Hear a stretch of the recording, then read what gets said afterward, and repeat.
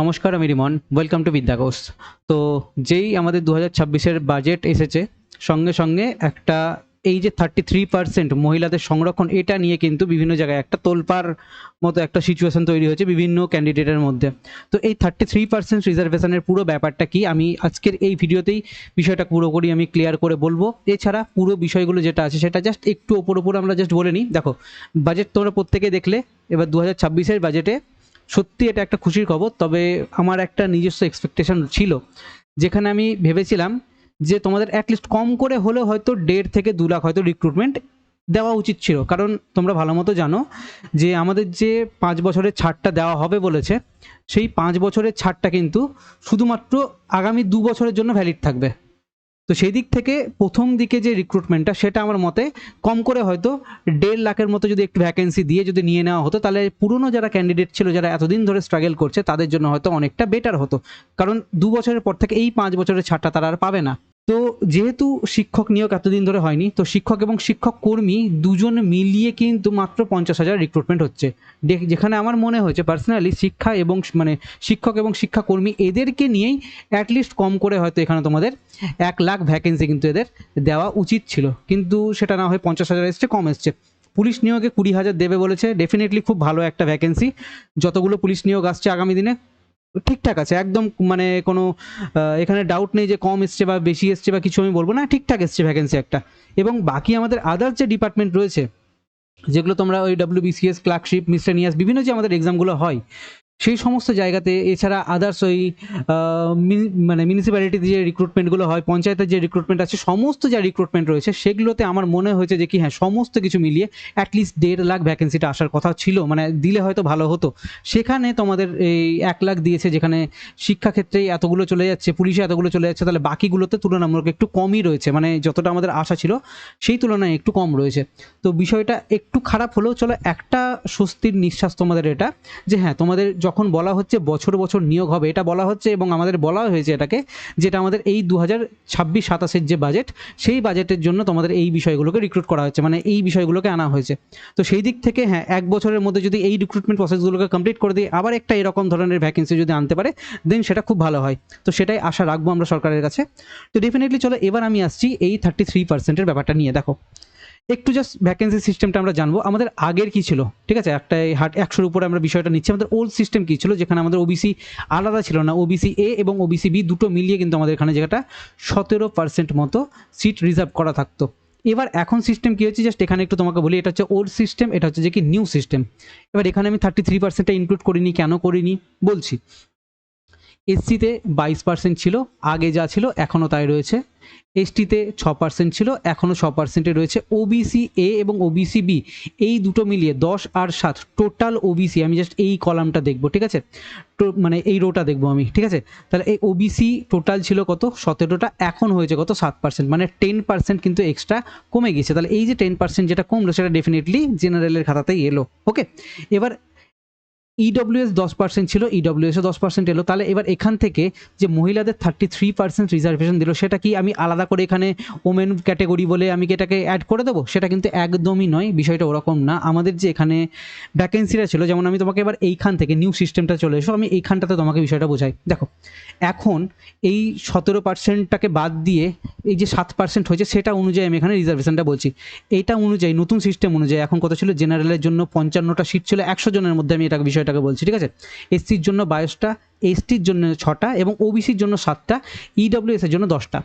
এবার এদের মধ্যে থেকে কি হচ্ছে, 33% যাবে। কীভাবে যাবে, এই 55 যে রয়েছে, এর 33% মহিলা কিন্তু এখানে অংশগ্রহণ করবে। 55 এর 33%, আমরা পার্সেন্টেজে পড়েছি, 55 এর মানে এর 33% কিন্তু শুধুমাত্র কী হবে, জেনারেলের ক্যাটাগরি থেকে যাচ্ছে এটা। ওকে, জেনারেলের 33% যাবে, এসসিদের মধ্যে এসসির 33% যাবে, এসটির মধ্যে এসটিদের 33% যাবে মহিলাদের। এই এক্স্যাক্টলি বিষয়টা এরকমভাবে হচ্ছে।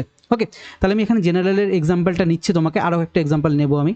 তাহলে জেনারেলের যদি আমি এখানে 33% ধরি, তাহলে মোটামুটি অ্যাপ্রক্স আমাদের কথা হচ্ছে 18.5, মানে 18.5টা সিট যদি আমার কাছে জেনারেলের সিট থাকে। টোটাল যদি আমার এখানে 100টা সিট থাকে পুরো ভ্যাকেন্সি, তার মধ্যে জেনারেলের কমপ্লিট সিট হচ্ছে কত, 55টা। 55টার মধ্যে 33%, 55-33% কত হচ্ছে সেটা এই 18.5। তাহলে আমি এখান থেকে এই 18.5টাকে বাদ দিয়ে দেবো, এটা শুধুমাত্র ওমেনদের জন্য, মেয়েদের জন্য যাচ্ছে এটা। ওকে, এরপরে বাকি কত পড়ে থাকছে, বাকি 36.5 যে সিট পড়ে থাকছে। এবার একটা জিনিস, সেটা অবশ্যই ডেফিনেটলি যদি এটা নর্মাল থাকতো বিষয়টা, ছেলে মেয়ে যদি আলাদা করা না হতো, তাহলে ছেলেদের জন্য সেটা বেশি ভালো হতো। কিন্তু যেহেতু মেয়েদেরকে এম্পাওয়ারমেন্ট করার কথা বলা হচ্ছে, সেদিক থেকে ওমেনদের যে হারে এই রিক্রুটমেন্টের যে মানে এই সুবিধাটা দেওয়া হচ্ছে, সেটা কিন্তু খুব যে খারাপ আমি সেটা বলবো না, জেনে মানে বিশেষ করে ছেলেদের জন্য বলছি, খুব যে খারাপ সেটা কিন্তু আমি বলবো না। কারণটা কি, দেখো আমাদের যে 55টা সিট ছিল এই জেনারেলের, সেই জেনারেলের 55টা সিটের মধ্যে এর মধ্যে ডেফিনেটলি তো আমরা প্রতিটা রিক্রুটমেন্টে দেখতে পেতাম যে মেয়েরা তো কোনো না কোনো রকমভাবে চাকরি পাচ্ছেই। তো তুমি ধরেই রাখো যে 55টা সিটের মধ্যে হয়তো 15টা তো মেয়ে তোমার চাকরি এখানে পেতেই অলরেডি। এর থেকে তো আর আমি বেশি কিছু একটা আইডিয়া নিতে পারবো না, মানে পসিবল না, কারণ আমার কাছে ডেটা নেই। বাট তুমি তো এইটুকুটা বুঝতে পারছো যে কি 55 জন যখন রিক্রুট করছে তার মধ্যে 15টা হয়তো মেয়ে থাকতোই। তাহলে 15টা মেয়ে যখন থাকতো, তাহলে একটা ছেলে এখানে কতজন পেতো, 40টা সিট মোটামুটি ছেলেরা হয়তো তারা নিজেদের জন্য রাখতে পারতো। সেখানে 40টা এখন না থেকে এই 36.5টা সিট এখন ছেলেদের জন্য থাকছে। আমি এটা জেনারেল ক্যাটাগরিতে বলছি। বিষয়টা হচ্ছে এটা, তোমরা অনেকে মাথা খারাপ করে দিচ্ছ যে না এইরকম এই ব্যাপারে এত কিছু যদি থেকে গেল, এরপর আমি যদি মহিলাদের জন্য আরও 33% অ্যাড করে দিই, তাহলে ছেলেদের জন্য আলটিমেটলি বাঁচবে ওটা কি 12%, 13%, 22%, বিভিন্ন রকম হিসেব দিচ্ছে অনেকে। তো এই জিনিসটা কিন্তু একদমই না। এখানে অলরেডি আমাদের যা যা পুরো ভ্যাকেন্সি রয়েছে, এখান থেকে মানে জেনারেলের থেকে আমি 33% কাটবো, আবার এই এসসি যতগুলো সিট রয়েছে তার মধ্যে 33 কাটবো। আমি যদি এখন এসটিতে যদি 6টা সিট রয়েছে, আমি এটা তোমাকে একটু এক্সাম্পল দিই, এই 6-এর আমি এখানে 33% নেবো এখানে, ঠিক আছে, 6-এর 33%। এবার 6-এর 33% যদি আমি এখানে নিয়ে নিই, তাহলে আমার এখানে গিয়ে বিষয়টা কী দাঁড়াচ্ছে, আমি জাস্ট তোমাকে সিম্পল আমাদের নর্মাল ম্যাথেই বলছি, 1/3 আমি যদি এটা দিয়ে কাটাকুটি করি, তাহলে কটা হচ্ছে, 2 থাকছে। তাহলে দুটো সিট কী থাকছে এখানে, দুটো শুধুমাত্র ওমেনদের জন্য থাকছে, বাকি 4টে সিট কিন্তু এখানে ছেলেদের জন্য এখানে বরাদ্দ থাকছে। বিষয়টা হচ্ছে এটাই। তো ম্যাক্সিমাম স্টুডেন্টের যে কনফিউশনটা ছিল যে না এই আমাদের যে নতুন রিক্রুটমেন্ট আসতে চলেছে সেখানে কি হবে না হবে, ছেলেদের কি অবস্থা হবে, তো এইটা হচ্ছে পুরো ব্যাপারটা। অতটা ঘাবড়ে গিয়ে লাভ নেই। দেখো এখনও তোমাদের হাতে সময় রয়েছে, প্রত্যেককেই বলবো। আর এই যে আমাদের রিক্রুটমেন্টের সুযোগটা এসেছে, এই সুযোগ কিন্তু বারবার আসবে না। সরকার নতুন, সরকার চাইবে জেনুইনভাবে সঠিকভাবে রিক্রুট করতে। প্রত্যেকবারই এটাই হয়েছে, যখন সরকার প্রথম প্রথম রিক্রুট করে থাকে, এরপরে কী হবে না হবে আমার জানা নেই। তো প্রথম প্রথম যে হারে রিক্রুট করে থাকে সেটা পুরোপুরি জেনুইন ওয়েতে রিক্রুটমেন্ট হয় এবং খুব ফাস্ট রিক্রুটমেন্ট হয়। তো আমি আশা রাখছি এই রিক্রুটমেন্ট প্রসেসটাও তোমাদের খুব ভালো মতো কমপ্লিট হয়ে যাবে। ডেফিনেটলি আমি চাইবো আমাদের যে পুরনো রিক্রুটমেন্টগুলো অলরেডি অনগোয়িং চলছে, সেগুলো যেন একটা রেজাল্ট খুব তাড়াতাড়ি বেরিয়ে আসুক, এবং নতুন রিক্রুটমেন্টগুলো আমাদের ডেফিনেটলি শুরু হয়ে যাওয়া উচিত খুব তাড়াতাড়ি, যেন 1 বছরের মধ্যে তারা রিক্রুটমেন্ট কমপ্লিট করে দিতে পারে। ওকে, তো সেই দিক থেকে এই যে আমাদের এখানে যে পুলিশের জন্য যে 20,000 ভ্যাকেন্সি এবং বাকি আদার্স ডিপার্টমেন্টে তুমি মোটামুটি ধরে রাখো, আমি যদি পিএসসি ক্লার্কশিপও বলে রাখি, দেখো কতটা এক্স্যাক্টলি ভ্যাকেন্সি আসবে না আসবে সেটা এখনও জানা নেই। অফিসিয়াল যদি না আসে তাহলে কিছু বলা যাবে না। তুমি কম করে দেখো, এখানে মোটামুটি 6 থেকে 7,000 তো মোটামুটি ভ্যাকেন্সি আমরা ক্লার্কশিপে ধরতেই পারি। এটা হয়তো আসতেই পারে 6 থেকে 7,000। এখন যদি দেখা যায় যে ভ্যাকেন্সি ইন ফিউচার যদি আরও একটু বাড়বে মনে করে, বা কিছু একটা অন্য খাতে কোনো জায়গায় হয়তো ভ্যাকেন্সি কমলো, কোনো জায়গায় একটু বাড়লো, এরকম করে যদি 6 থেকে 7,000 কি 8,000 যদি নতুন ক্লার্কশিপে ভ্যাকেন্সি আছে, সেটাও একটা বিশাল বড় সুযোগ হবে। অলরেডি তোমরা যেন মিসলেনিয়াসের ভ্যাকেন্সি বেরিয়েছে, এবার মিসলেনিয়াস মতো এক্সাম WBCS মিসলেনিয়াসে এগুলো খুব বেশি কিন্তু ভ্যাকেন্সি থাকে না, কোথাও হয়তো 500টা, কোথাও 700টা, ঠিক আছে, খুব বেশি হলে তুমি তো 1000টা দেখতে পেতে পারো।